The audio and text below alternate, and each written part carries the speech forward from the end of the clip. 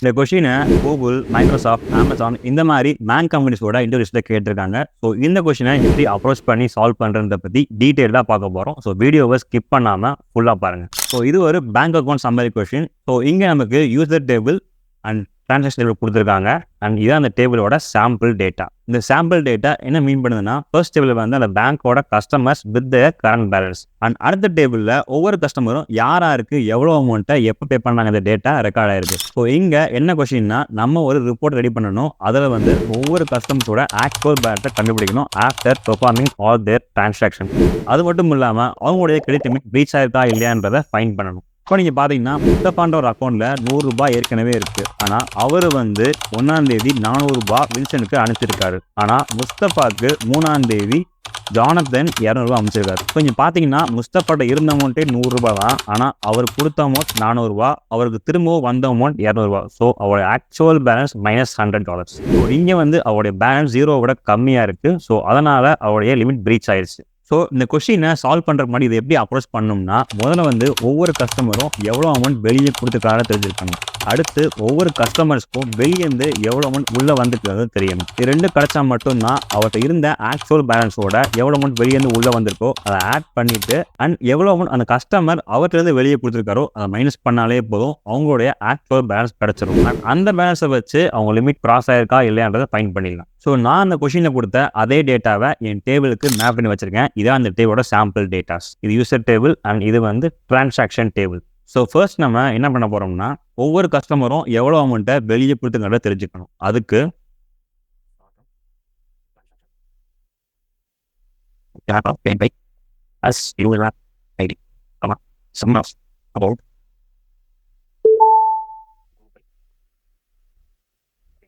So இப்போ இந்த கொரி run பண்ண போகிறேன். ஸோ இப்போ எனக்கு வந்து ஒவ்வொரு யூசரும் எவ்வளோ அமௌண்ட் வெளியே கொடுத்துருக்காங்க தெரிஞ்சிருச்சு. ஃபர்ஸ்ட் யூசர் வந்து ₹400 கொடுத்துருக்காரு, யூசர் 2 வந்து ₹200 கொடுத்துருக்காரு, யூசர் 3 வந்து $500 கொடுத்துருக்காரு. ஸோ நான் இதை அப்படியே ஒரு டெம்ப் டேபிளில் சேவ் பண்ணி வைக்க போகிறேன். இது ஒரு நேம் கொடுத்துடலாம், as total sent. இந்த டெம்ப் டேபிளில் சேவ் பண்ணுறதுக்கு with total sent as. So இப்போ இதே மாதிரி எவ்வளோ அமௌண்ட் ஒவ்வொரு யூசருக்கும் வெளியேருந்து உள்ளே வந்துட்டுன்னு நமக்கு தெரியணும். ஸோ அதுக்கு நம்ம ஒரு கொரி எழுதி அதை டெம்ப் டேபிளே சேவ் பண்ண போகிறோம். அந்த கொரியை அப்படியே காப்பி பண்ணிக்கிறேன். கம்மும் இனி வந்து பெய்டு பைக் பதிலாக பெய்டு 2.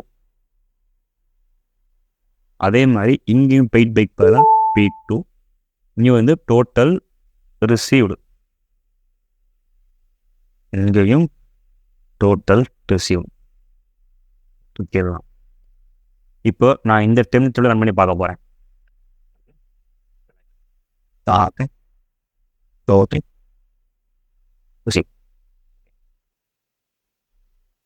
ஸோ இப்போ என்கிட்ட ஒவ்வொரு கஸ்டமர்ஸ்க்கும் எவ்வளோ அமௌண்ட் வெளியேருந்து உள்ள வந்து தெரிஞ்சிருச்சு. ஃபர்ஸ்ட் கஸ்டமருக்கு ₹200 வந்திருக்கு, கஸ்டமர் 2க்கு $500 வந்திருக்கு, கஸ்டமர் 3க்கு $400 வந்திருக்கு.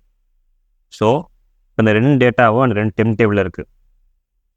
ஸோ ஃபைனலாக என்ன பண்ண போகிறோம்னா, நம்ம கொடுத்த அந்த மெயின் டேபிள் இருக்குது, யூசர் டேபிள். அதில் வந்து ஒவ்வொரு கஸ்டமரோட கரண்ட் பேலன்ஸ் இருக்குது. ஸோ அந்த கரண்ட் பேலன்ஸோட நமக்கு ரிசீவ் ஆன அமௌண்ட்டை ஆட் பண்ணிவிட்டு நம்ம சென்ட் பண்ண அமௌண்ட்டை மைனஸ் பண்ணாலே ஒவ்வொரு கஸ்டமரோட ஆக்சுவல் பேலன்ஸ் கிடச்சிரும். அந்த பேலன்ஸ் 0 விட கம்மியாக இருந்தால் அவங்க லிமிட் பிரீச் ஆயிடுச்சு. அதுவே 0 விட அதிகமாக இருந்துச்சுன்னா அவங்க லிமிட் பிரீச் ஆகலை. ஸோ அதுக்கு நான் யூசர் டேபிள் அண்ட் இந்த ரெண்டு டெம்ப் டேபிளை ஜாயின் பண்ண போகிறேன். அதுக்கான கொரி select star from user table, new, left join,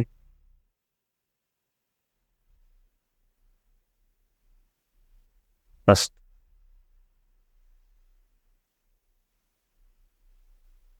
total send was I'm number ts on u dot user id is equal to ts dot user id. Next day, left join, total received with tr on and u dot ready equal to tr dot user ID.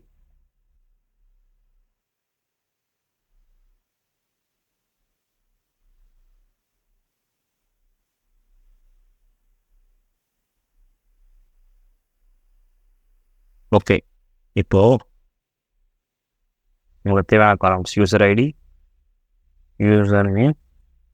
So இங்கே தான் நான் பண்ண போகிறேன் calculation.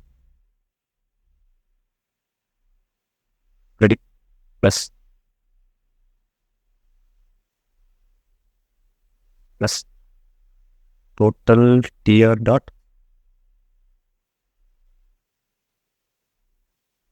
Total receive minus TS dot total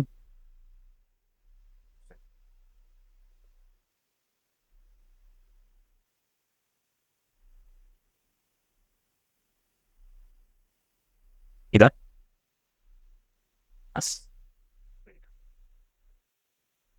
இதை இன்னுமே ரிஃபைண்டாக கொலாஸ் போட்டு நல் வேல்யூவை ஹேண்டில் பண்ணிக்கலாம்.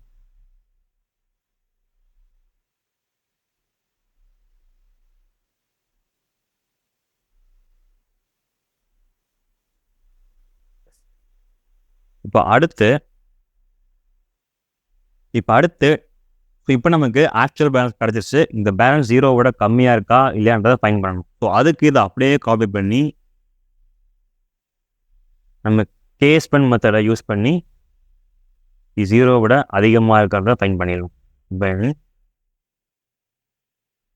less than 0 then yes இல்லைனா கேஸாக க்ளீன் பண்ணிடுறேன். அந்த கோடை ஃபாலோ பண்ணிடுறேன் ஃபுல்லாக. ஸோ நம்ம கோடில் எவ்வளோ அமௌண்ட் வெளியே கொடுத்துருக்காங்க அண்ட் எவ்வளோ அமௌண்ட் வெளியேருந்து உள்ளே வந்திருக்கு அண்ட் நம்மள்ட்ட இருந்த கரண்ட் பேலன்ஸோட வந்த அமௌண்ட்டை ஆட் பண்ணி எவ்வளோ அமௌண்ட் வெளியே போச்சா மைனஸ் பண்ணணும். ஓ இங்கே மைனஸ் பண்ண ஆரம்பிச்சிருக்கோம். மைனஸ் எஸ் மைனஸ் பண்ணால் நமக்கு தேவைப்படுற வேல்யூ கிடச்சிடும். ஸோ இப்போ இந்த கூட ரன் பண்ண போகிறேன். எஸ் ஸோ இதான் ஒவ்வொரு கஸ்டமர்ஸோட actual balance value after performing all their transaction. அந்த கோடை அப்படியே காப்பி பண்ணி நம்ம கொஷினில் பேஸ்ட் பண்ணி ரன் பண்ணோம்னா நமக்கான ஆன்சர் கரெக்டாக வந்துடும்.